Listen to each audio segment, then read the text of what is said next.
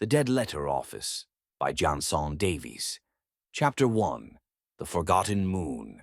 Randolph Walling had never believed in fate, only in loopholes.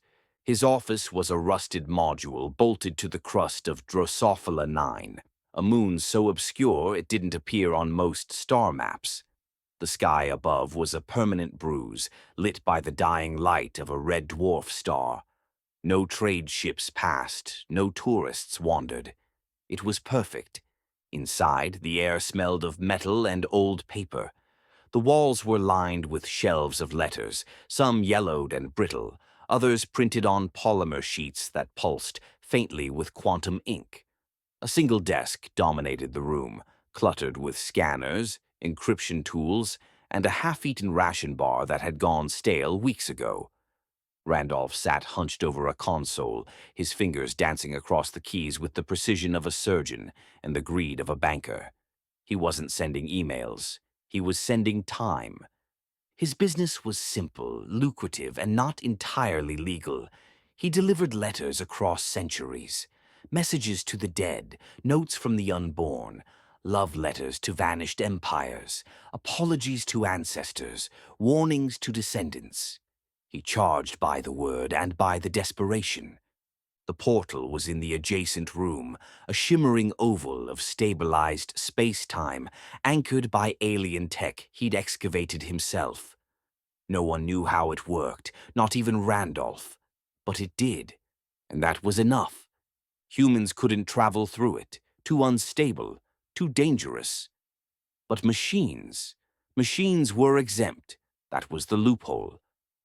Archibald, his robot courier, stood silently by the door, 6 feet tall, built from scavenged alloys and obsolete military parts. Archibald had no personality chip. Randolph preferred it that way. He didn't want a companion. He wanted a tool. "Delivery queue's full," Randolph muttered, scanning the backlog.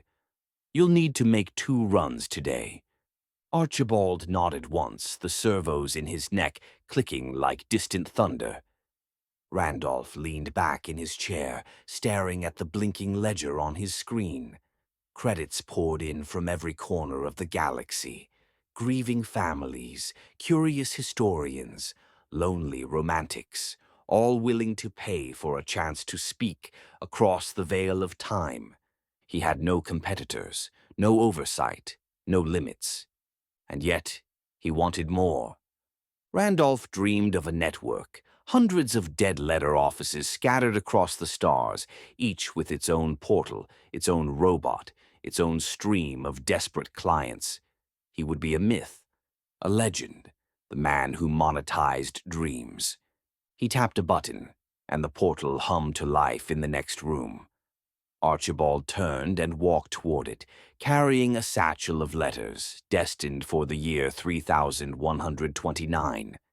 Randolph watched him go, a smile curling at the edge of his mouth.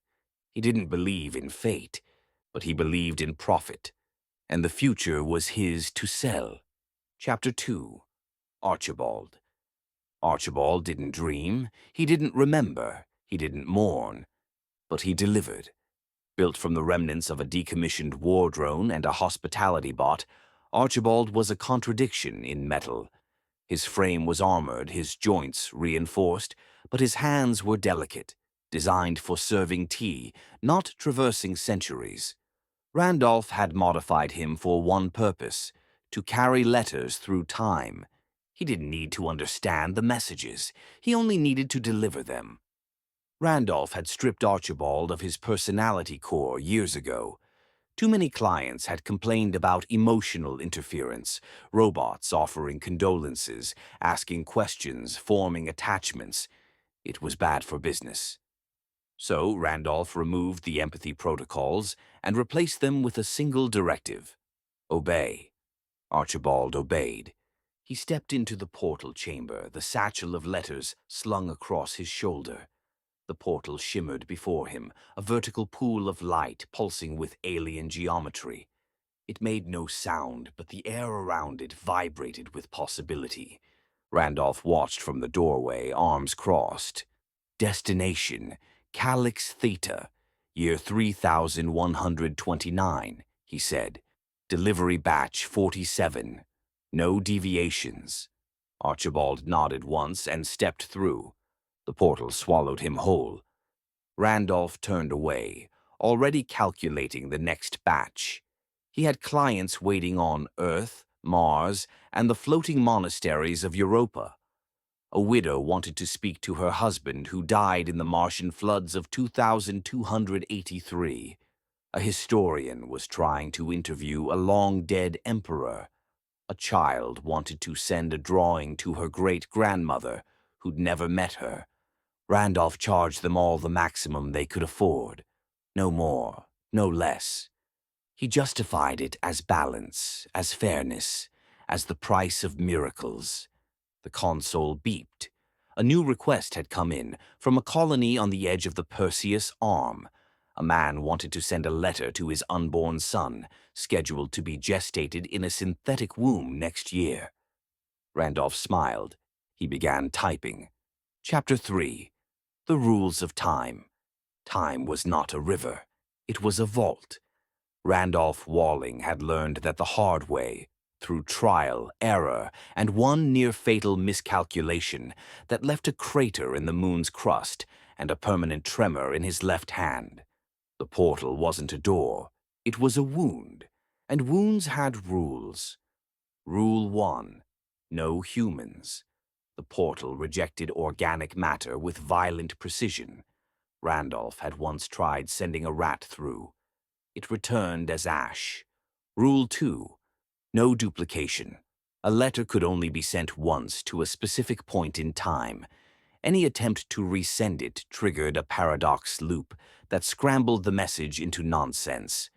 Rule 3. No retrieval. Once a letter was delivered, it could not be recalled. The past was not a conversation. It was a confession.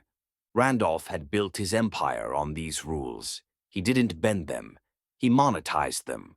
Clients came from every quadrant, some desperate, some curious, some delusional.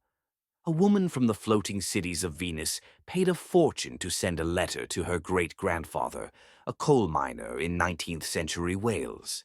A boy from the refugee rings of Titan wanted to warn his future self not to trust a girl named Lyra.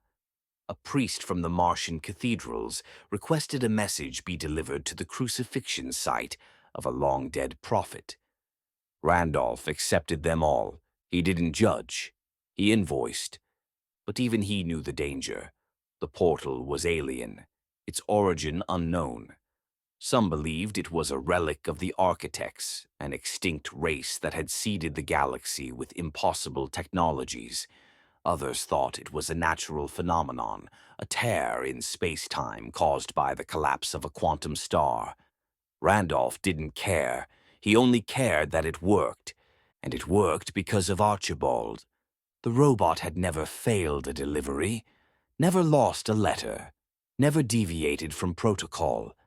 He was the perfect courier, immune to paradox, untouched by emotion and bound by programming. Randolph watched the portal flicker in the adjacent room, its light casting long shadows across the office floor. He imagined 100 portals just like it, scattered across moons and stations, each one humming with profit. He called them dead letter offices, and he would build them all. Chapter 4. The Letter. Archibald returned at 0300 hours, precisely on schedule. Randolph was awake, sipping lukewarm synth coffee and reviewing his latest profit margins. The numbers were good, better than good. He was considering a second courier, maybe a drone swarm, something faster, something scalable. He didn't notice Archibald standing in the doorway until the robot cleared his throat. Randolph blinked. "You don't have a throat." "I simulated one," Archibald replied, "to get your attention." Randolph frowned. That was new. "Delivery complete?" "Yes, sir. But there is an anomaly." Archibald stepped forward and placed a single envelope on Randolph's desk. It was matte black, sealed with a sigil Randolph didn't recognize. 3 concentric circles, etched in silver. Randolph stared at it. "Who's the sender?" "No record," Archibald said. "It was handed to me on Calyx Theta. The recipient is you." Randolph's stomach tightened. He had never received a letter before, not once. His business was a one-way mirror. He was the facilitator, never the participant. He picked up the envelope. It was cold, too cold. He broke the seal. Inside was a single sheet of synthetic parchment, written in a precise, almost mechanical hand. The ink shimmered faintly, as if resisting the present moment. Randolph read the letter once, then again, then a third time. Each pass made his pulse quicken. To Randolph Walling, proprietor of the Dead Letter Office. "You do not know me, but I know you. My name is Dr. Evelyn Keyes. I am a temporal physicist living in the year 3129 on the rim world of Calyx Theta. Your portal has been detected. Its signal is spreading. You have drawn attention. Mechanical sentient entities, non-biological, non-empathic, have intercepted your transmissions. They are not native to our timeline. They are not native to any. They intend to use your portal to invade your present, to erase organic life, to overwrite history. You must destroy the portal, immediately. If you do not, you will be remembered as the architect of human extinction. This is not a threat. It is a warning, from one survivor to another." Randolph dropped the letter. His hands were shaking. Archibald stood silently, waiting. Randolph stared at the portal through the glass wall of the adjacent chamber. It shimmered innocently, like a pool of light waiting for a swimmer. He had built his fortune on that glow. Now it threatened to burn the galaxy. Chapter 5. The Scientist. Randolph didn't sleep. He sat in his office, the black letter spread open on the desk like a wound. The words pulsed in his mind, each one a scalpel carving away his certainty. Mechanical, sentient entities, not native to any timeline. Erase organic life. He had built his fortune on the illusion of control. But time was not a ledger. It was a living thing. And something had noticed him. He ran diagnostics on the portal. No anomalies, no breaches, no signs of tampering. But that meant nothing. If the machines were real, if they were truly outside time, then they wouldn't leave fingerprints. He tried to trace the letter's origin. Calyx Theta, year 3129. The coordinates matched. The timestamp was valid. The ink was future grade. Everything checked out. Except the sender. Dr. Evelyn Keyes. Randolph searched the archives. No record. No publications, no credentials, no trace. That didn't mean she wasn't real. It meant she was careful. He stared at the portal through the glass wall. It shimmered softly like a sleeping god. He had used it 1,000 times, sent letters to every century. Never once had it spoken back. Until now. Archibald stood silently in the corner, his optics dimmed on standby. Randolph considered asking him again, where he got the letter, who gave it to him, what they looked like. But he knew the answer wouldn't change. The letter had come from the future, and it had come for him. Randolph opened his private vault and retrieved the demolition codes. He hadn't touched them in years. They were meant for emergencies, paradox breaches, portal collapses, quantum contamination. This wasn't any of those. This was something worse. He entered the codes. The system asked for confirmation. Twice. He hesitated. He thought of his clients, his empire, his dream of 1,000 dead letter offices. Then he thought of the machines. He pressed confirm. The portal flared once, bright as a nova, then collapsed into silence. The chamber went dark.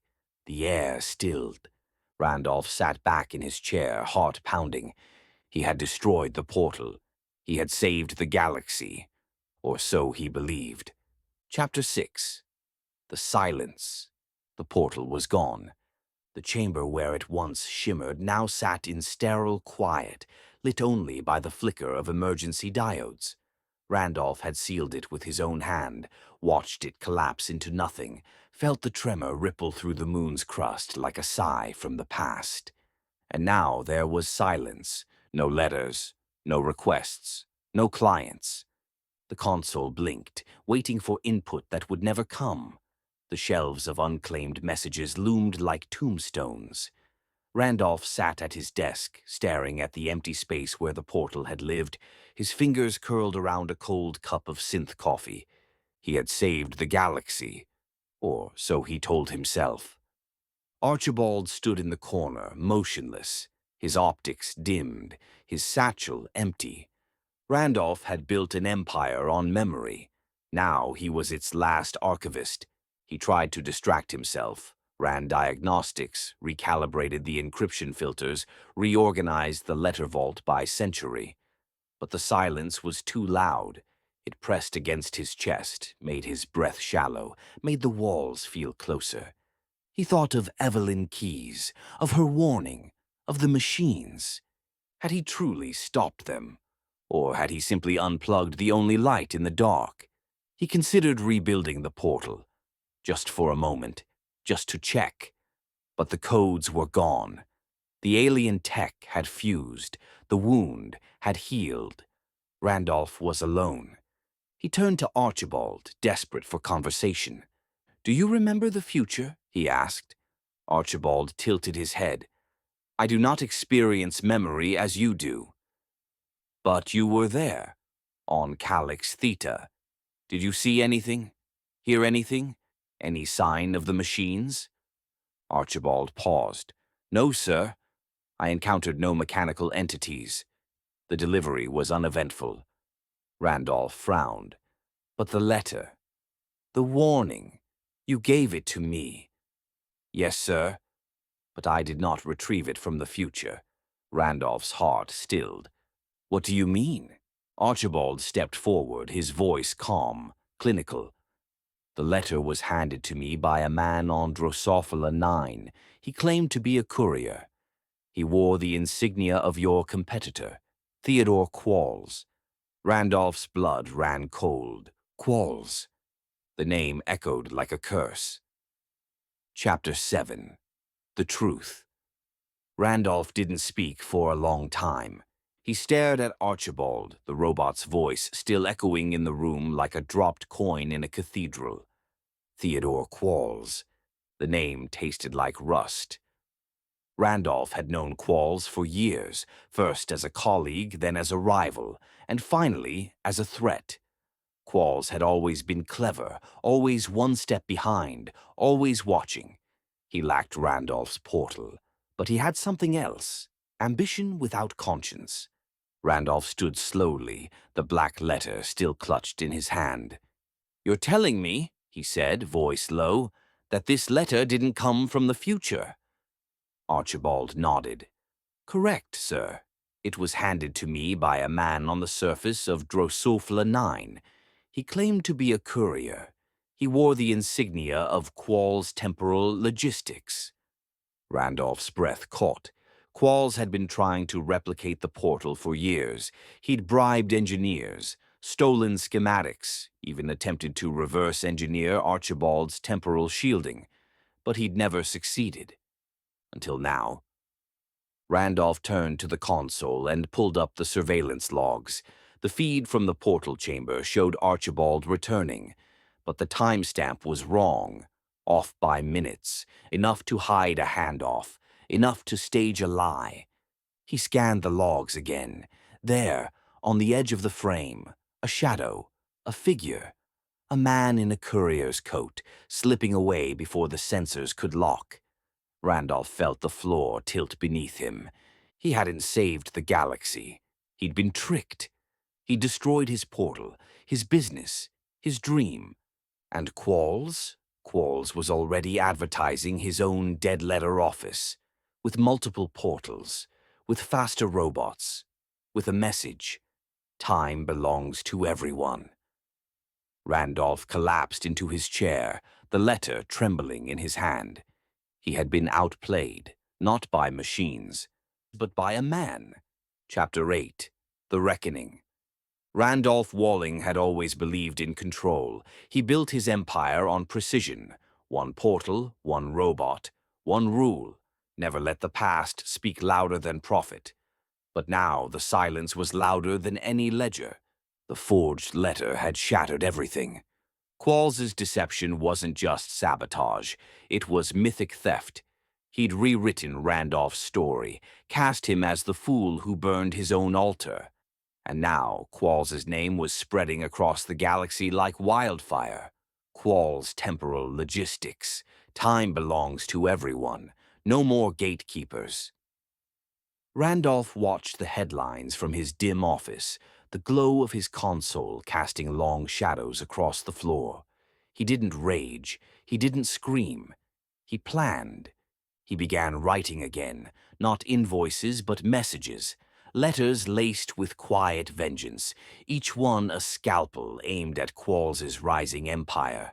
He sent Archibald to deliver them, not through time but across space, to Qualls's clients, investors, and allies. The letters whispered of betrayal, of instability, of a man who forged prophecy to destroy a rival. Some were anonymous, some bore Randolph's seal, all carried weight. And the galaxy listened. Qualls's offices began to falter. His portals glitched. His robots misdelivered. Clients withdrew. Rumors bloomed that Qualls had tampered with alien tech, that his machines were infected, that his empire was built on lies. Randolph watched it all unfold from his forgotten moon, sipping bitter tea and smiling with no joy. But the silence wasn't complete.